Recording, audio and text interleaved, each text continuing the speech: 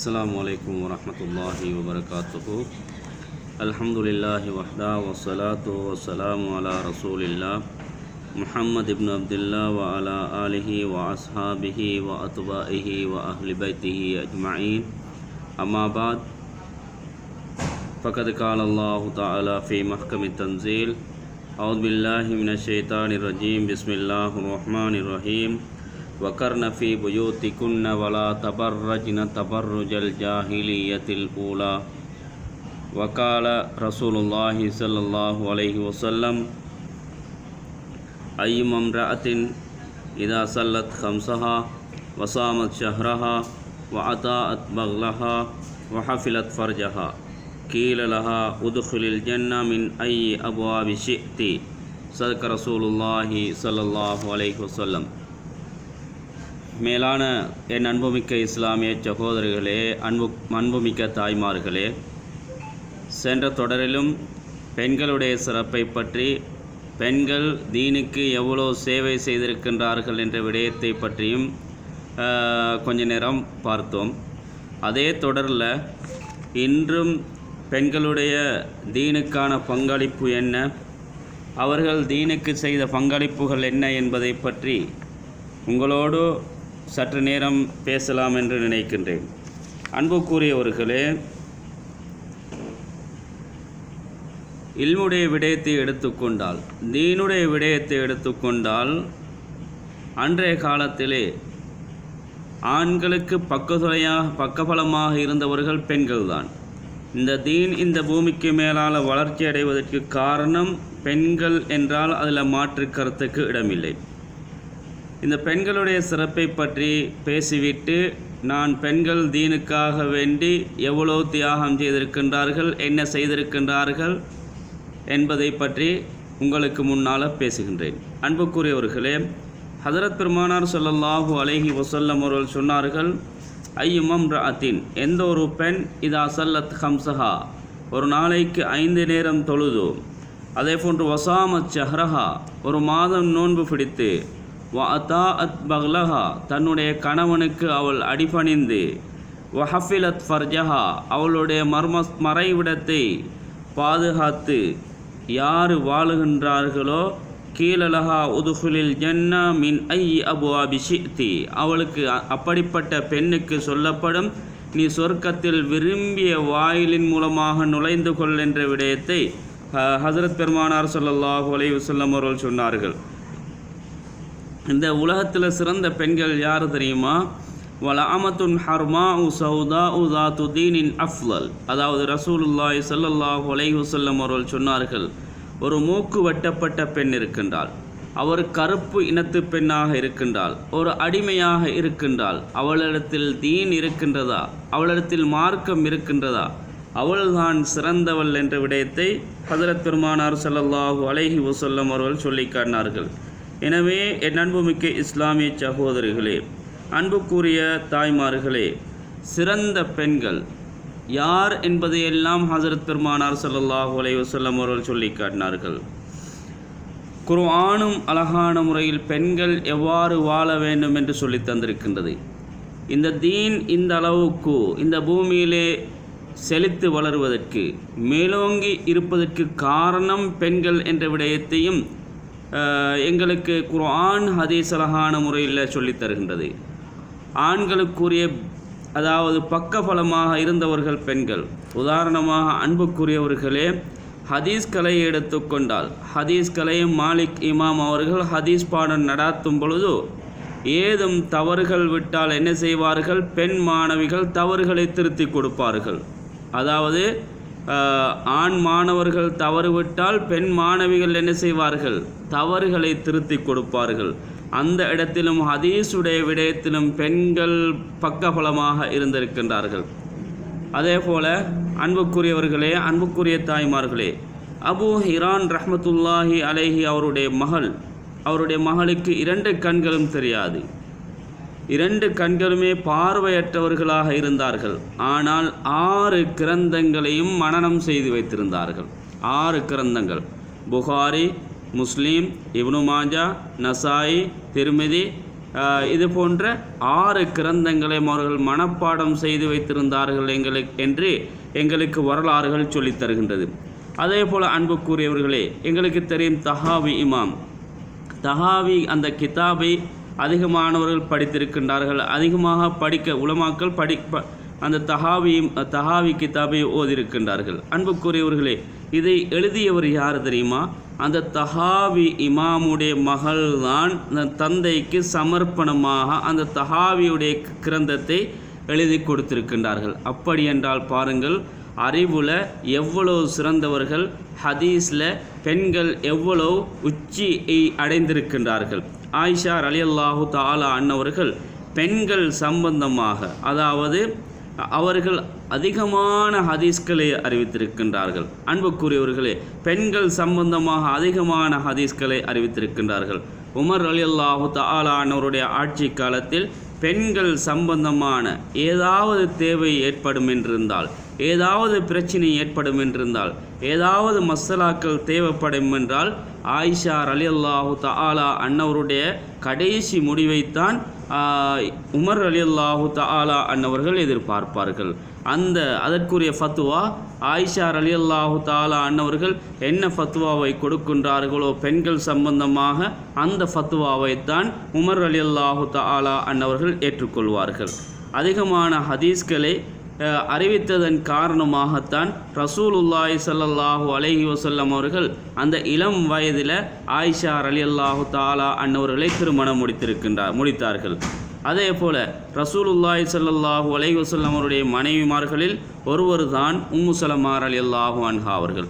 600க்கும் அதிகமான ஹதீஸ்களை ரிவாயத் செய்த ஒரு பெண்மணிகளில் ஒருவராக உம்மு ஸலமா ரலியல்லாஹு தஆலா அன்னவர்கள் இருக்கின்றார்கள்.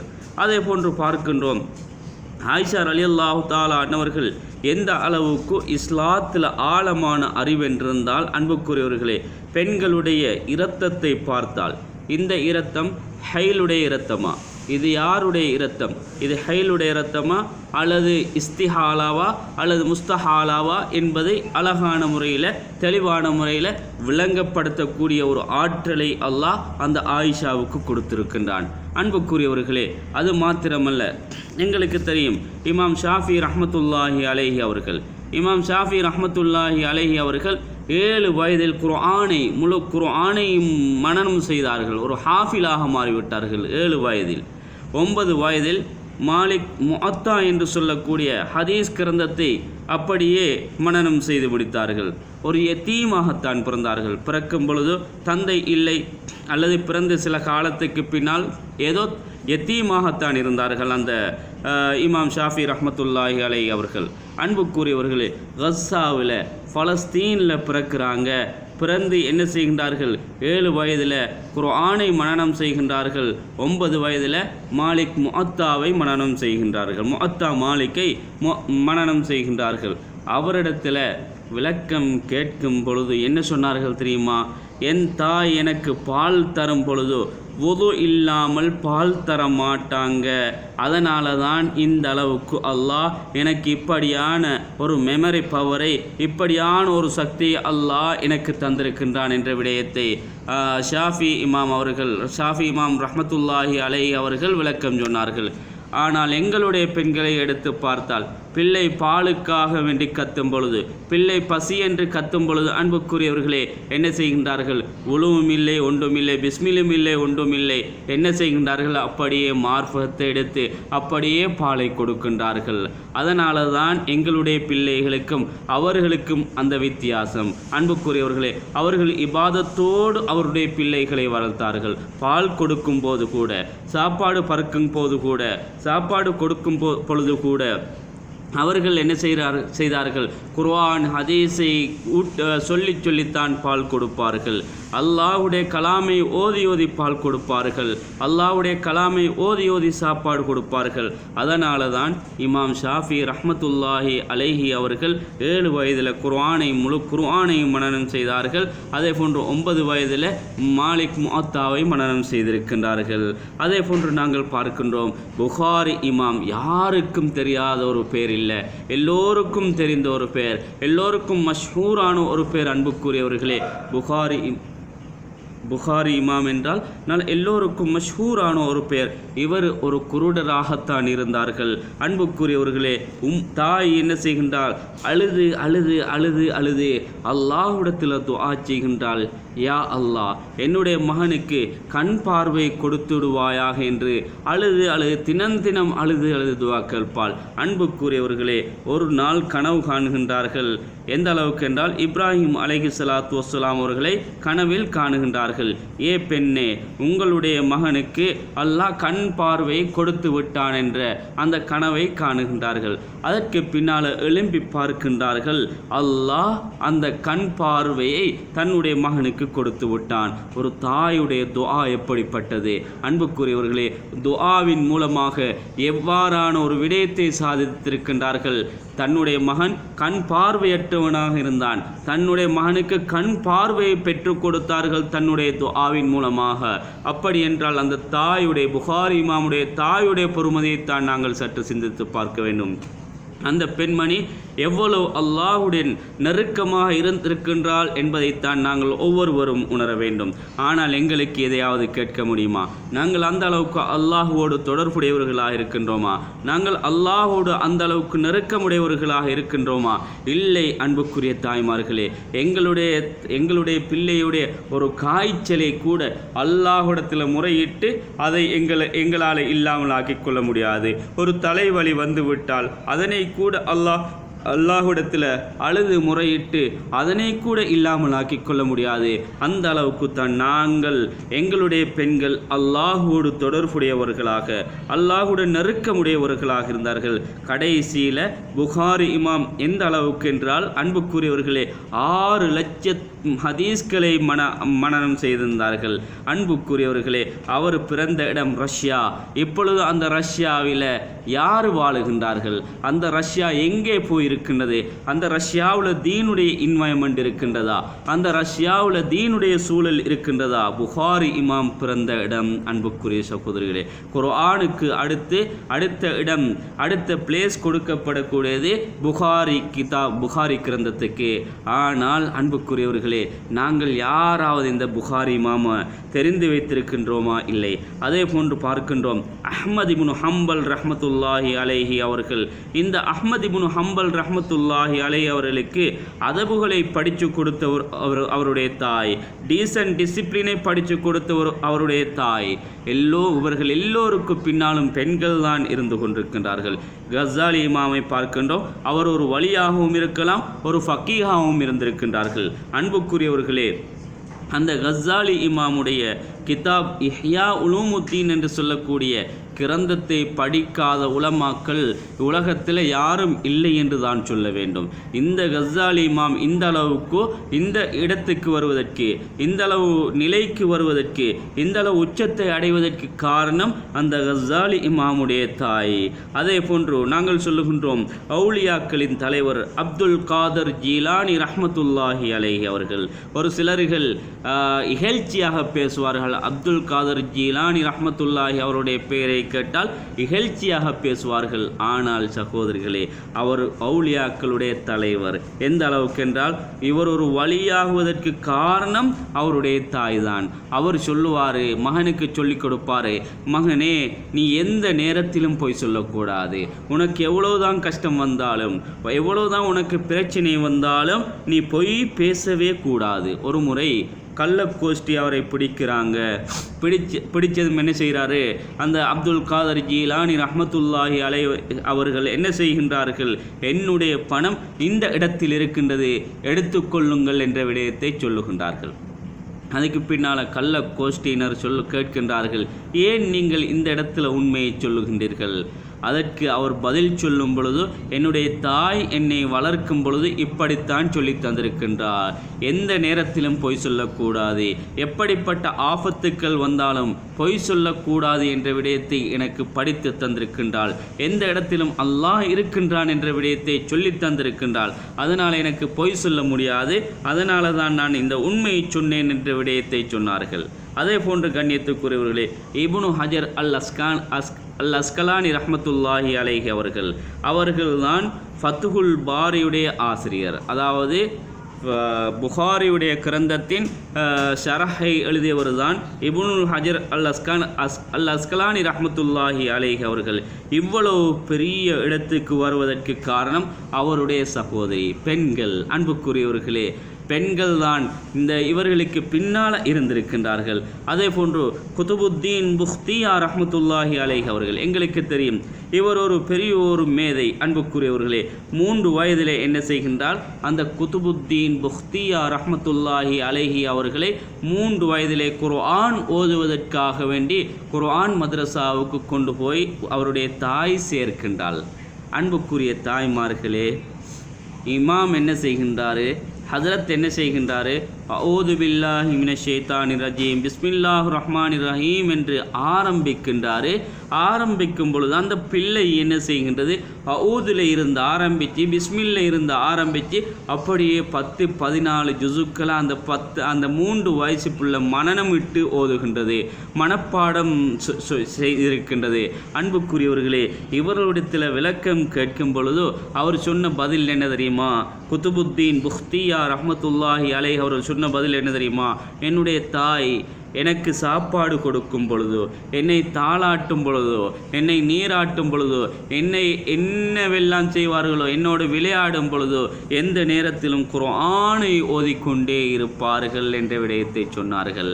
அன்புக்குரியவர்களே, ஆனால் எனக்கு குர்ஆன் பார்த்து ஓத தெரியாது, அதனால தான் என்னுடைய தாய் என்னை இந்த குர்ஆன் மദ്രஸாவுக்கு கூட்டி வந்திருக்கின்றாள் என்ற விடயத்தை சொன்னார்கள்.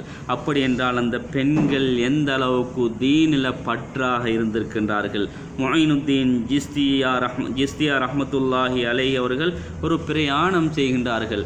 அந்த பிரயாணத்தில் 90,000 பேர் இஸ்லாத்தை ஏற்றுக்கொள்ளுகின்றார்கள்.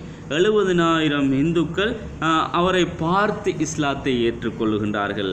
பிரயாணத்தை முடித்து அதே போன்று 12,000 முஸ்லீம்கள் தௌபா செய்து அவர்கள் நல்ல நிலைமைக்கு வருகின்றார்கள். பிரயாணம் முடித்து விட்டு வீட்டிலே வந்து உட்காருகின்றார்கள். கடும் சந்தோஷத்தில் கடும் மகிழ்ச்சியோடு வீட்டிலே வந்து உட்காருகின்றார்கள். தாய் கேட்கின்றாள், மகனே என்ன சந்தோஷமாக இருக்கின்றீர்கள்? அதற்கு பின்னால் சொல்லுகின்றார், நான் இந்த போன பயணத்தில் 90,000 பேர் இஸ்லாத்தை ஏற்றுக்கொண்டார்கள், 70,000 இந்துக்கள் இஸ்லாத்தை தழுவி இருக்கின்றார்கள், 12,000 முஸ்லீம்கள் தௌபா செய்து மீண்டும் இஸ்லாத்துக்குள்ளே நுழைந்து விட்டார்கள். மகனே, இது உங்களுடைய திறமை இல்லவாப்பா, இது என்னுடைய திறமை. நான் செய்த துவாவால தான், நான் கேட்ட துவாவால தான் உனக்கு இந்த ஒரு சக்தி அல்லாஹ் தந்திருக்கின்றான் என்ற விடயத்தை அந்த முஈனுத்தீன் ஜிஸ்தியா ரஹ்மத்துல்லாஹி அலைஹி அவருடைய தாயார் கூறினார்கள். அன்புக்குரிய சகோதரிகளே, அன்புக்குரிய தாய்மார்களே, எங்களிடத்திலும் இந்த பக்குவம் வர வேண்டும். எங்களிடத்திலும் இந்த முன்னேற்றம், தீனுடைய முன்னேற்றம் வர வேண்டும். எங்களிடத்திலும் இந்த தீனுடைய ஆசை, ஆர்வம் வர வேண்டும். எங்களுடைய வீட்டில் இருக்கக்கூடிய என்னுடைய தாய், என்னுடைய சகோதரி, என்னுடைய மகள், என்னுடைய அயலவர்கள், உறவினர்கள் எல்லோரிடத்திலும் இந்த தீனுடைய ஆசை, தீனுடைய மறுமலர்ச்சி வர வேண்டும் என்று இதற்கு பின்னாலும் இன்ஷா அல்லாஹ் பெண்கள் தீனுக்கு என்ன செய்ய வேண்டும், பெண்களுடைய ஆடைகள் எப்படி என்ற விடயத்தை கொஞ்ச நேரம் பேசலாம் என்று, இதற்கு பிறகு வரக்கூடிய வீடியோவில் பேசலாம் என்று நினைக்கின்றேன். எனவே இந்த விடயம் உங்களுக்கு, நான் நினைக்கின்றேன் உங்களுக்கு ஒரு மாற்றத்துக்கு ஒரு சிறப்பான ஒரு வாய்ப்பாக இருக்கும் என்று நினைக்கின்றேன். எனவே இதனை கேட்டு அன்புக்குரிய தாய்மார்களே, அன்புக்குரிய சகோதரர்களே, உங்களுடைய வாழ்க்கையை நீங்கள் மாற்றிக் கொள்ளுங்கள் என்று வேண்டி நான் விடைபெறுகின்றேன். வ ஆகிரு தஅவானா அனில் ஹம்துலில்லாஹி ரப்பில் ஆலமீன். அஸ்ஸலாமு அலைக்கும் வரஹ்மத்துல்லாஹி வபரகாத்துஹு.